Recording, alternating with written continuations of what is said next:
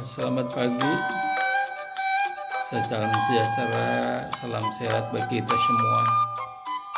Dimanapun Anda berada, saya akan pada kesempatan ini, pada episode yang ke-11, saya akan mencoba mengupas tentang bracket behel gigi.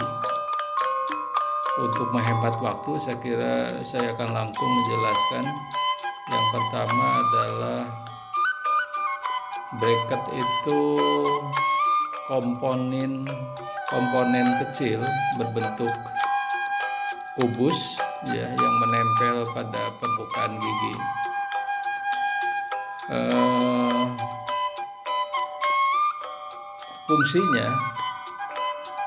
Fungsi dari bracket ini saat pertama adalah menahan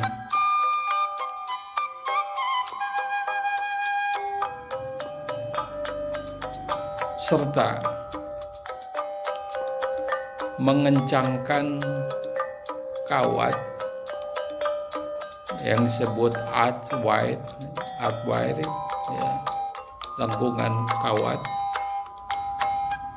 agar gigi dapat bergerak dan merapikan posisi gigi secara bertahap. Tujuannya bracket ini adalah memperbaiki susunan gigi, memperbaiki masalah gigitan. Kalau berbicara bracket behel gigi, komponen-komponennya itu adalah yang pertama bracket itu sendiri ya, yang menempel pada permukaan gigi dan berbentuk kubus. Yang kedua adalah archwire, lengkungan kawat lengkungan gigi, kemudian karet ring, disebut juga elastomeric ring. Yang terakhir adalah buccal tube, jadi bracket yang menempel bagian molar sebagai akhir pengencang nanti. Sebagai catatan, banyak bracket behel gigi ini terpasang satu rahang saja. Sebetulnya pada dasarnya bisa dilakukan asal kondisi gigi dan rahangnya memang memungkinkan untuk pemasangan satu rahang. Yang kedua, direkomendasikan bahwa pemasangan bracket behel gigi itu sebaiknya atas bawah, ya, sebaiknya atas bawah. Itu direkomendasikan. Pertama, lebih stabil. Yang kedua, lebih optimal untuk menciptakan lengkungan gigi yang harmonis, kontak gigi yang baik, dan terbentuknya gigitan yang ideal. Sedangkan kalau pemasangan satu rahang ini diperbandingkan, tapi masalahnya juga perlu dipertimbangkan. Yang pertama adalah lengkungan gigi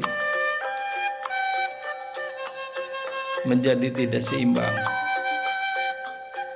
Kedua, mengganggu fungsi mengunyah. Ya, jadi ada untung ruginya pemasangan cuma satu rahang dan pemasangan lengkap rahang atas dan bawah. Ya, saya ulangi, kerugiannya adalah lengkungan gigi tidak jadi seimbang untuk yang cuma satu rahang aja. Kedua, akan mengganggu fungsi mengunyah. Sedangkan yang lengkap atas bawah pemasangannya udah jelas bahwa itu akan lebih stabil, lebih hasilnya lebih optimal, ya, menciptakan lengkungan gigi yang harmonis, kontak gigi yang baik, dan terbentuknya gigitan yang ideal. Kemudian yang perlu diperhatikan kalau mau pasang behel atau bracket adalah kesehatan gigi harus baik, kesehatan gusi harus baik, kemudian nanti akan dijelaskan durasi, ya, biasanya durasinya 1 sampai 2,5 tahun, ya, rata-rata kebanyakan 2,5 tahun, ya. Yang ketiga mengikuti aturan. Ini harus siap mental mengikuti aturan yang sudah disepakati mengenai aktivasi dan evaluasi, ya, ini penting sesuai dengan apa yang disepakati.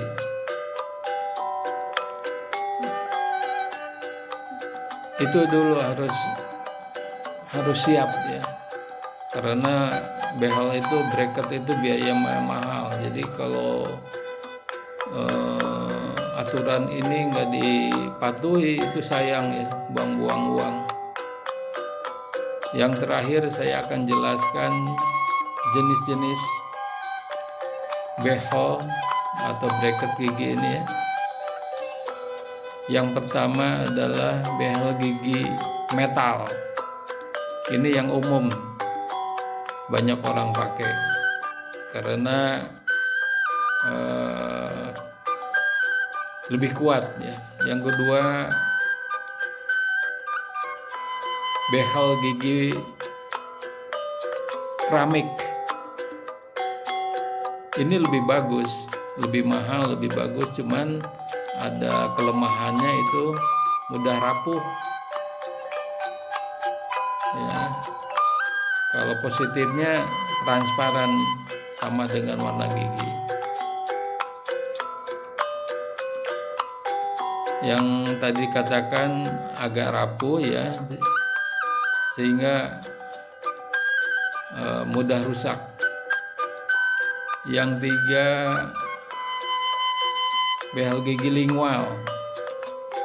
Ini jarang, ya, jarang orang ingin pakai cara ini karena pemasangannya sulit, biayanya udah jelas pasti lebih mahal, meskipun nanti bracket dan sebagainya ada di bagian dalam jadi nggak kelihatan, tapi sulit, ini jarang orang mau melakukan ini. Yang keempat adalah behel gigi scallop, digating. Perbedaan dengan behel metal, mekanisme penguncian secara otomatis yang terintegrasi pada bracketnya, itu perbedaannya, ya. Ini juga jarang orang mau memakai cara ini. Yang terakhir adalah behel clear aligner. Ini bisa dicopot, ya. Syaratnya harus disiplin. Ini juga jarang dipergunakan. Demikian secara ringkas, ya, yang mau masang bracket itu harus banyak pertimbangan, ya, banyak konsultasi dengan dokter gigi. Dan perlu diingatkan, yang pertama adalah pasanglah bracket pada ahlinya, ya, dokter gigi yang sudah melanjutkan ke jenjang spesialis orto, ya. Jadi jangan dipasang oleh orang yang tidak tepat, karena biayanya cukup mahal dan bahayanya juga banyak ya kalau salah.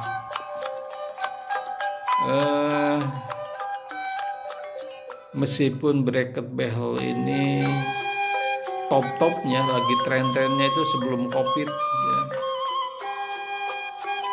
Setelah COVID itu merupakan sudah bukan tren lagi, udah biasa, orang kadang-kadang sudah bukan jadi kebanggaan. Karena ini yang lucu nih, behel ini kadang-kadang orang pasang hanya untuk bergaya aja, bukan untuk memperbaiki, tapi untuk bergaya ya. Ini aneh juga nih, buang-buang duit. Karena masang bracket ini sudah terjadi di mana-mana. Lapisan ahli-ahli gigi, dokter gigi spesialis ya, dokter gigi yang ikut pelatihan, malahan harganya yang 7,5. Ahli gigi itu jago-jago masangnya, tapi hati-hati, lemnya itu nanti lemnya murah, yang murah, dan itu dalam waktu jangka yang panjang itu akan merusak gigi. Itu harus diingat ya. Jangan menyesal di akhirnya nanti bagi giginya jadi akan cacat ya.